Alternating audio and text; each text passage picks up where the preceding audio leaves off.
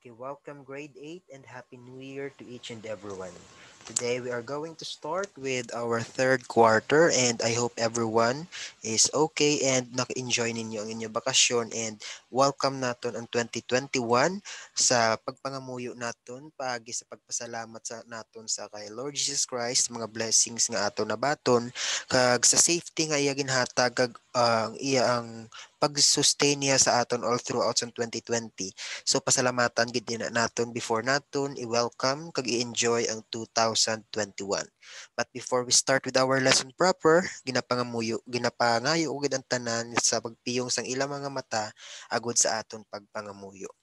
Lord Jesus Christ, madamo gid nga salamat yung kung sa diin natapos ang 2020 nga sa gin-sustain mo gid kami sa amon nga needs, ang safety ara gid gihapon, nga kung sa diin safe kami against COVID-19 kag sa mga bagyo nga nag-alabot sang tuig 2020.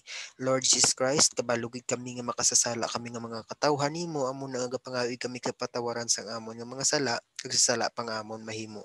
Lord Jesus Christ, we surrender our life to you and we offer everything to you. Nagapangayog kami sa imo guidance sa pagpangatubang kag pag-welcome namon sa year 2021 nakabay pa kuntani ang mga challenges nga imo ginhatag sa year 2020 amo na malampuwasan kag matapos na ang tanan nga problema agud nga ma-enjoy man namon ang year 2021.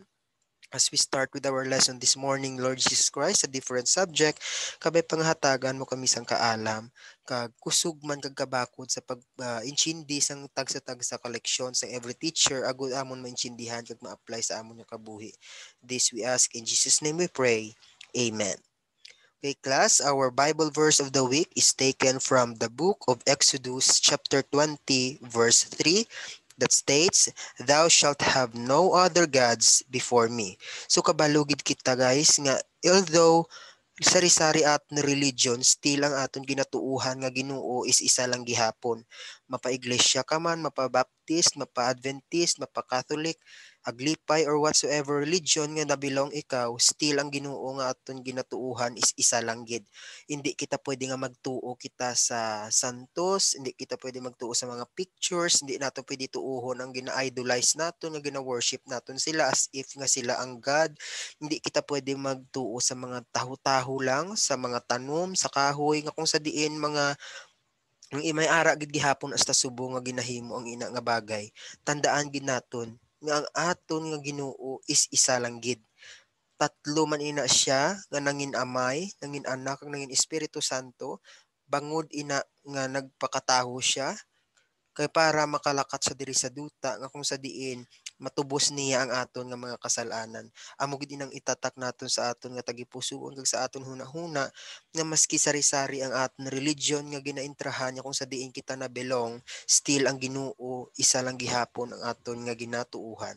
The parehas lang ina siya nga different man ang aton nga starting line pero ang aton finish line isa lang kag amo ina ang aton nga Ginoong Dios nga manluluwas sang tanan.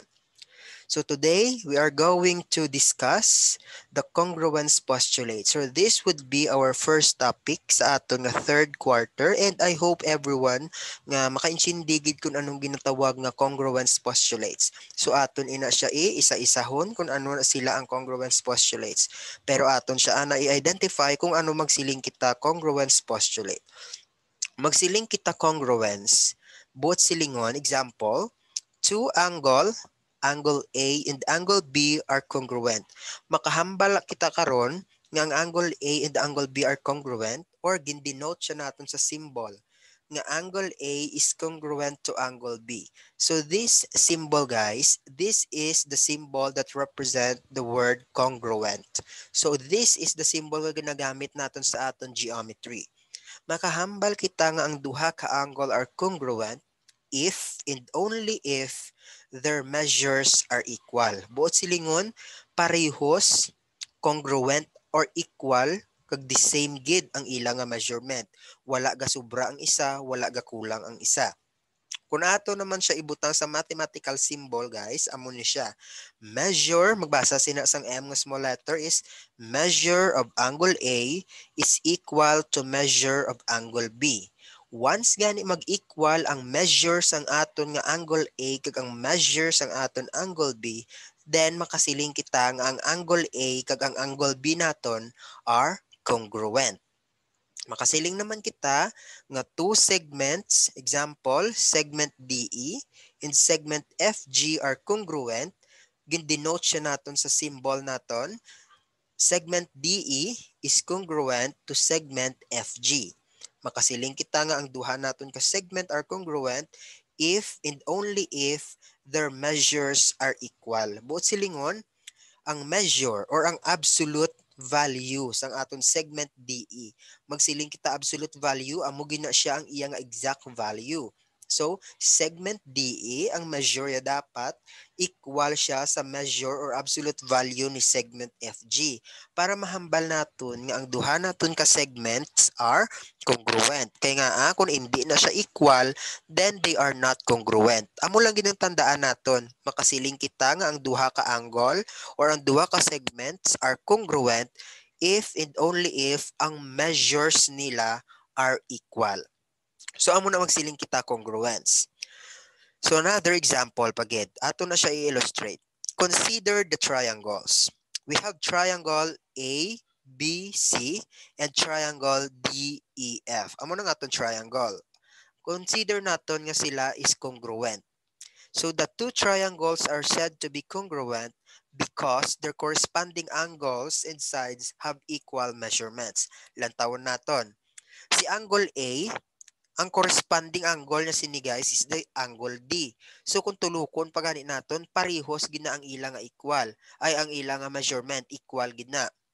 So magsiling kita gani congruent gani ang duha ka triangles. Ang ilang nga corresponding angles is congruent. Angle A and angle D is congruent kay corresponding angles.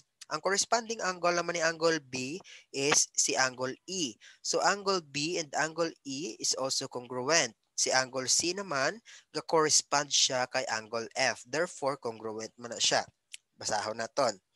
Triangle ABC coincides with triangle DEF such that vertices of angle ABC fit exactly with the vertices of triangle DEF. Magsiling kita coincides. Example guys, ining si triangle ABC, aton siya kwaon kag isampaw sa aton triangle DEF. Magsiling kita gani coincide kung ginsampaw da naton intsaktuhan gid sa wala nagkabus, wala sang may naglapaw. Makasiling kita nga ga-coincide kung ang measure sang angle A equal siya sa measure ni angle D, ang measure sang angle B equal sa measure ni angle E, ang measure ni angle C is equal sa measure ni angle F. So amo na siyang atong pagatandaan. Kinahanglan ang mga vertices nila mag-equal kay para ma-coincide kag matawag naton nga congruent ang aton duha ka triangle.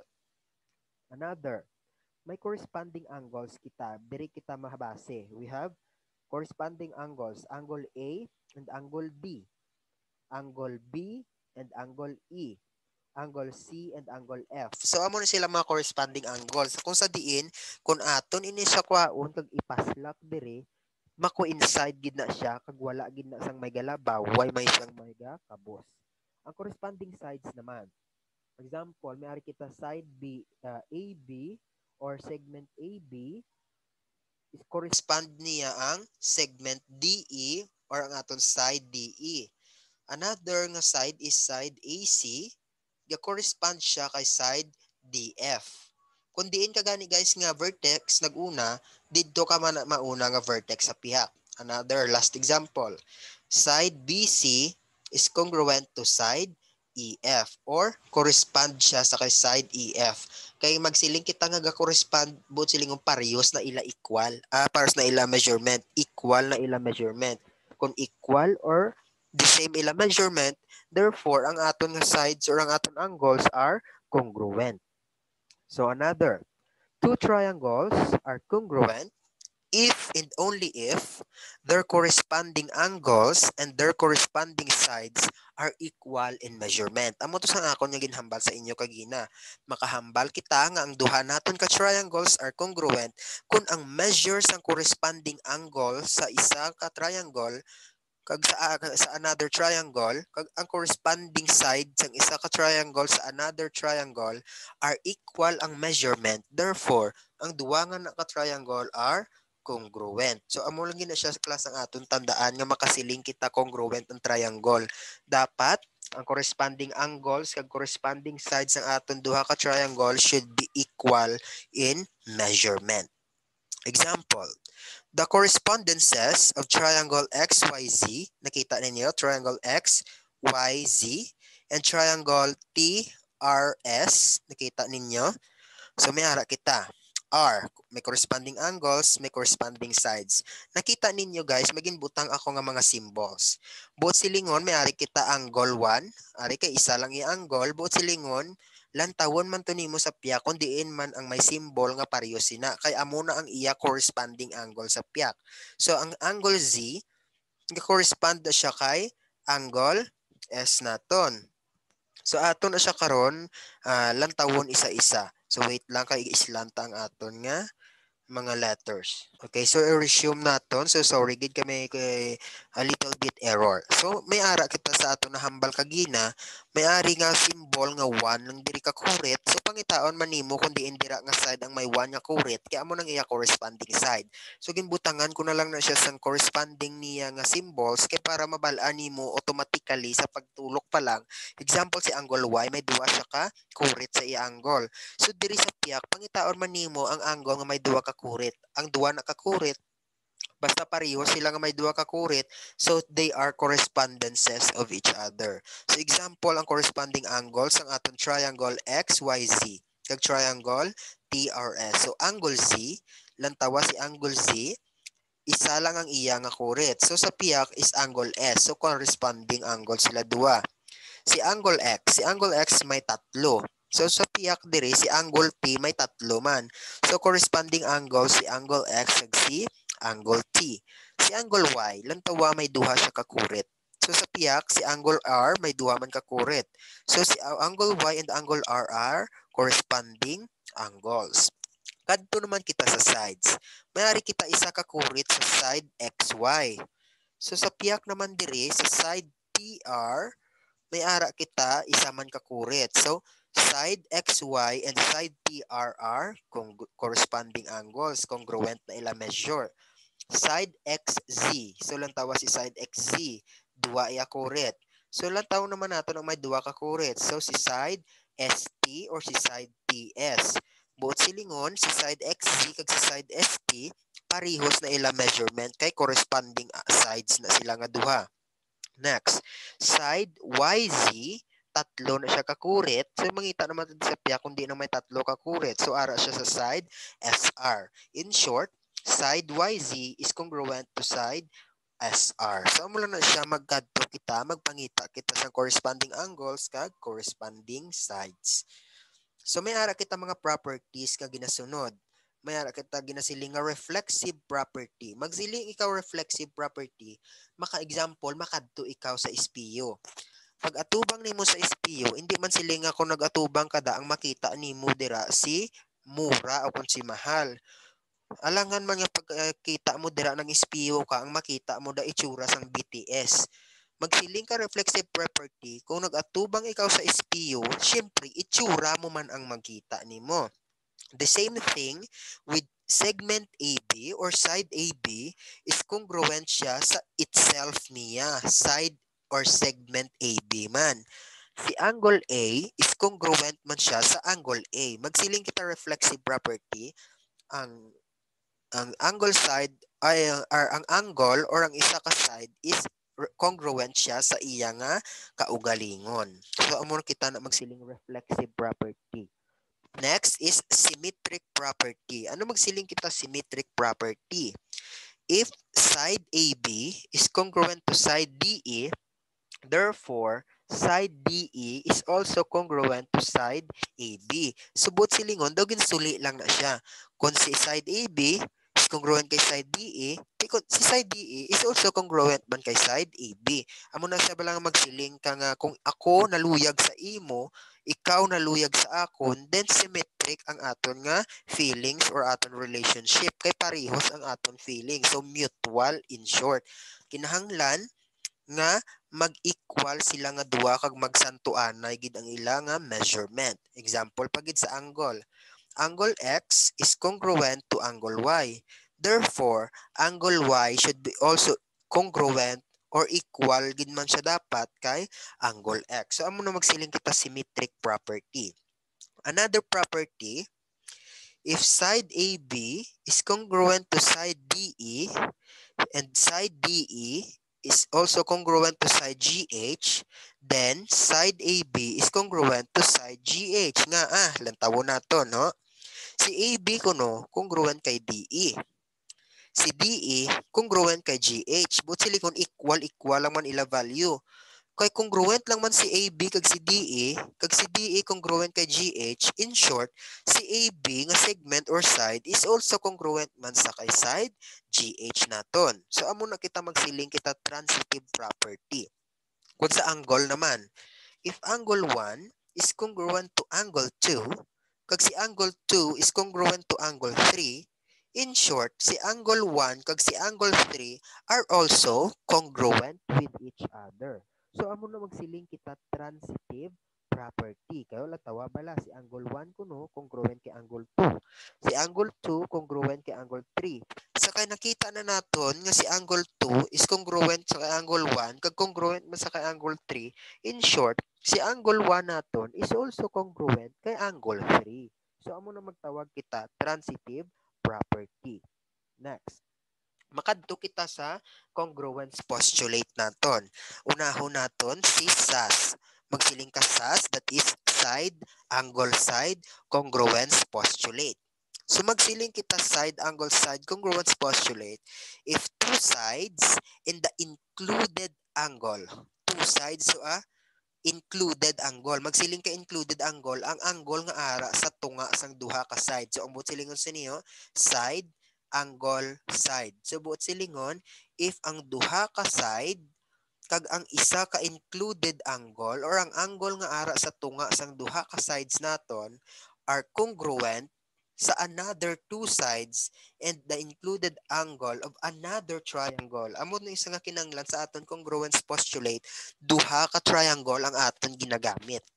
Kinahanglan ang duha ka side kag included angle sang isa ka triangle should be congruent or mako-inside siya sa duha man ka side kag included angle sang another triangle.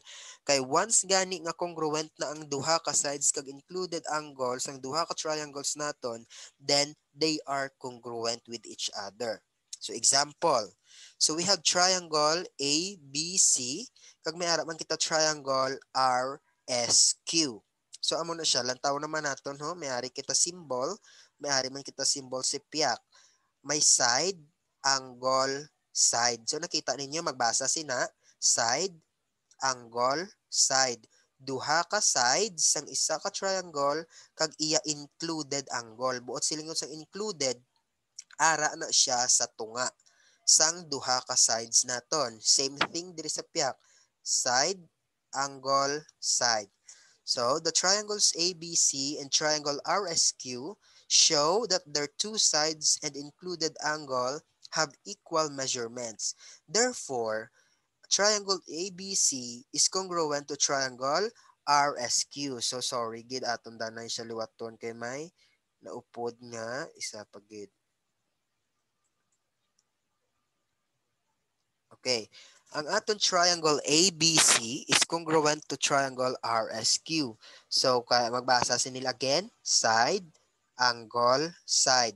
Duha ka side, kag isa ka included angle sang isa ka triangle is congruent siya sa duha man ka side kag isa ka included angle sang another triangle. In short, these two triangles are congruent by side, angle, side, congruence postulate. Another example sa proving niya, given naton nga si BY, ari si BY, gin-bisect niya si triangle ABC. Magsiling kita gani guys nga gin-bisect, gintunga niya, gin-divide niya into two equal triangles. So sa nakita ninyo si triangle ABC, gin-bisect siya ni BY, gintunga. Given pagid nga si side AB is congruent siya kay side BC. So i-prove ko na naton nga si triangle A, BY is congruent kay triangle CBY. So, ari na aton statement, ari man aton reason. Angle 1 is congruent to angle 2. So, sorry, gid kay wala siya na ko na butang. So, wait lang, kay itadlungon ko. Okay, sorry, gid guys, may some error lang. So, example, angle 1 is congruent to angle 2. So, that is BY, gin-bisect niya si triangle ABC. So, kaya nakita natin nga si triangle ABC, gin-divide siya ni, or gin-bisect sa ni side BY. So, may angle 1 kag angle 2 kita. So, may ari kita the right triangle, another right triangle, so they are congruent with each other. Side AY is congruent to side AY. So, ginaato to siya gin-discuss kagina. That is by reflexive property. Ang iya kaugalingon is equal man sa iya kaugalingon. So, that is what we called reflexive property. Next, side AB is congruent to side BC. So, nakita natin that is given. So, ang reason din natin sa piyak is only given. Next, triangle ABY is congruent to triangle CBY. So, sa nakita natin, may ara kita side, angle, side. So, may side, may angle, may side. So, that is by side, angle, side, congruence postulate. Another congruence postulate is the ASA or the angle side angle. Ang una-una naton dito kaginaya is side angle side. Duha ka side kag isa ka included angle. So diri naman niya duha ka angle kag isa ka included side or ang side nga ara sa tunga ng duha ka angle. So if two sides in the included angle ni siya two angles dapat. So sorry gid kay may some error. So if two angles, sara siya. So if two angles and the included side of one triangle are congruent to the two angles and the included side of another triangle, then the two triangles are congruent. So same thing lang na siya sa ginhimo to naton sa aton sas or side angle side. The only thing is diriya duha ka angle, isa ka included side. Atong una-una naton niya, duha ka side, isa ka included angle. So example, the two angles and the included side of triangle ABC and triangle XYZ corresponds to each other. By virtue of the angle side angle theorem, triangle ABC is congruent to triangle XYZ or they are congruent kung tawagon naton. So lantawon naton.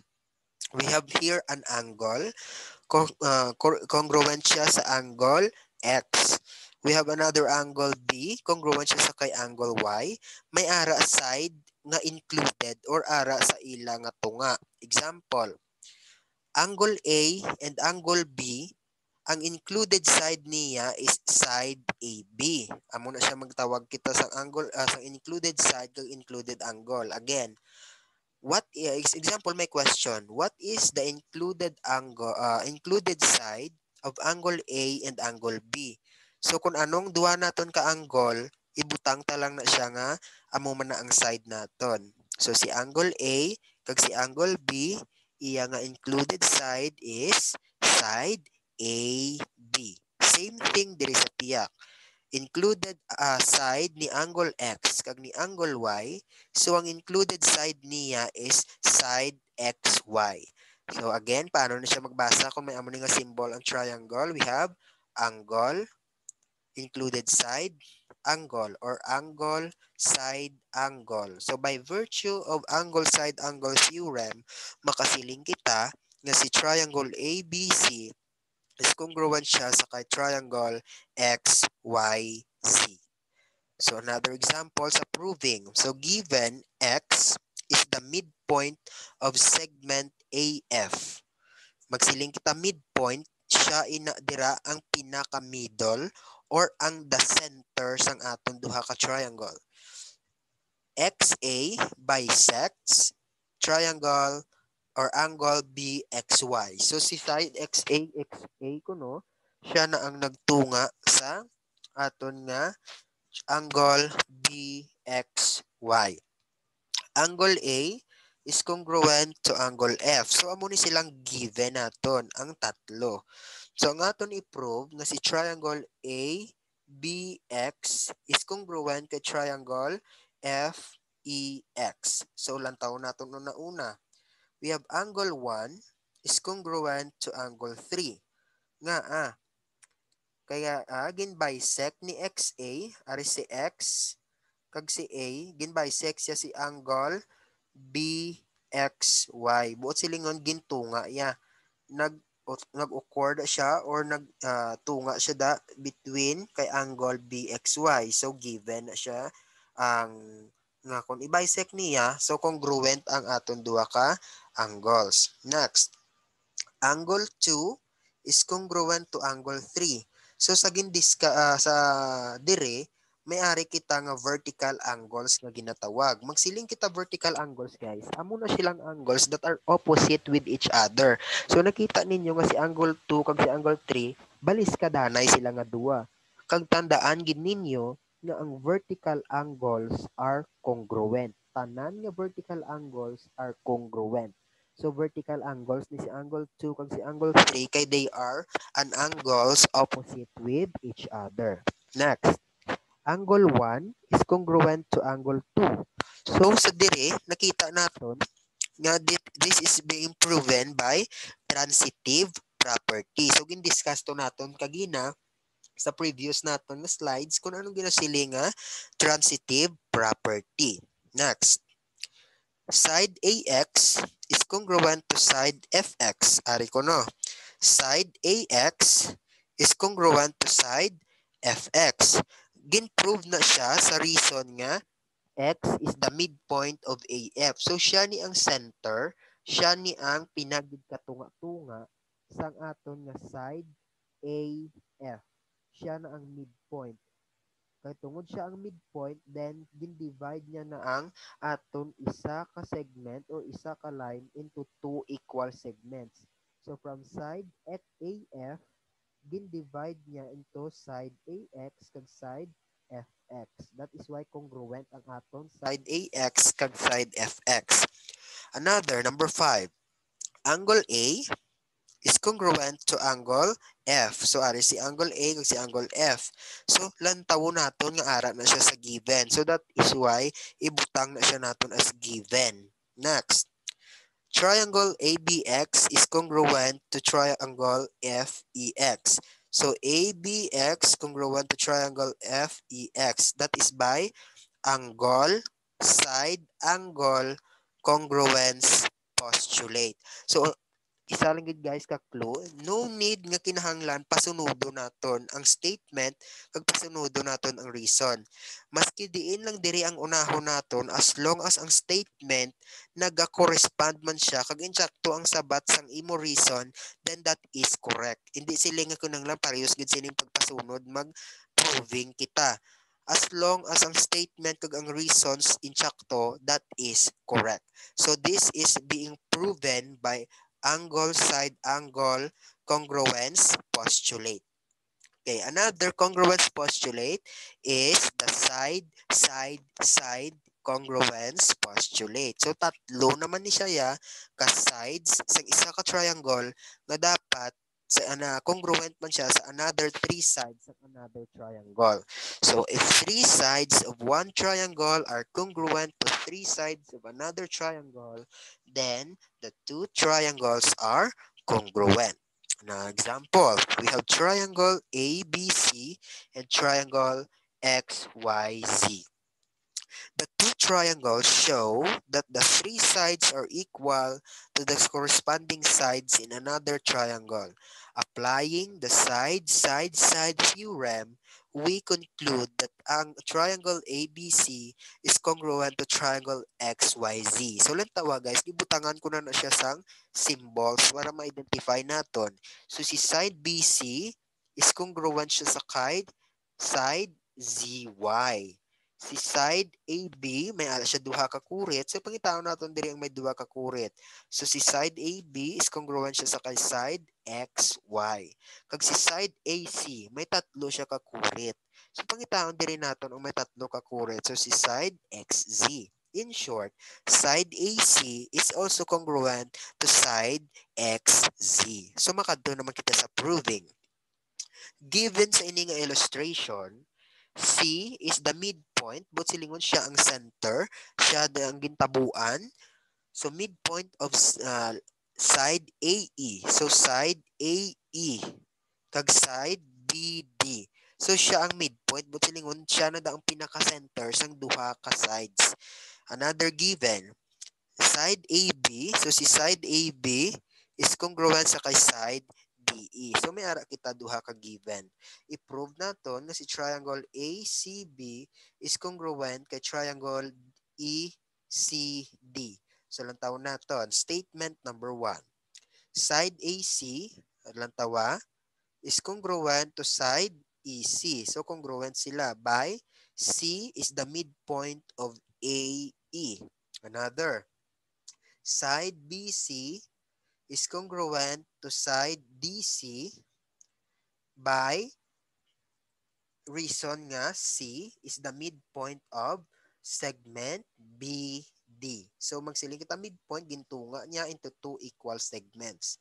Side AB is congruent to side DE. So, ara siya guys so, sa given. That is why ang reason naton is given. Next, pwede man ni siya guys kung mag-proving kita, unahon naton nga daan ang mga given para hapos na lang sa aton. So, ang next or the last part sa aton proving, i-prove naton nga si triangle ACB is congruent siya sa ka-triangle ECD. So, that is being proven by side congruence postulate. Kaya nga, si side AC, congruent siya sa kay side EC. Si side BC is congruent siya sa kay side DC. Si side AB is congruent mo sa kay side DE. That is why ang tatlo ka sides ang aton isa ka triangle is congruent siya sa another three sides ang aton man another triangle. So those are our lesson this morning all about congruence postulate. Makasiling kita nga ang duha ka triangles are congruent if ang corresponding angles and corresponding sides sang duha ka triangles are congruent. So may ara kita mga transitive property, reflexive property, kag symmetric property. May ara man kita angle side angle congruence postulate, may ara kita side angle side congruence postulate, kag may side congruence postulate. So I hope na intindihan ninyo ang aton nga lesson this morning, and if you have any questions, feel free nga mag-ask, kag you can explore using internet and you can search sa YouTube para man makatuon pagid sang mas maayo. So sa aton nga activity, sa aton na lang na siya nga continuation nga topic sa aton nga next nga video. So God bless everyone, and I hope you learned a lot this morning. So God bless and see you sa next nga video.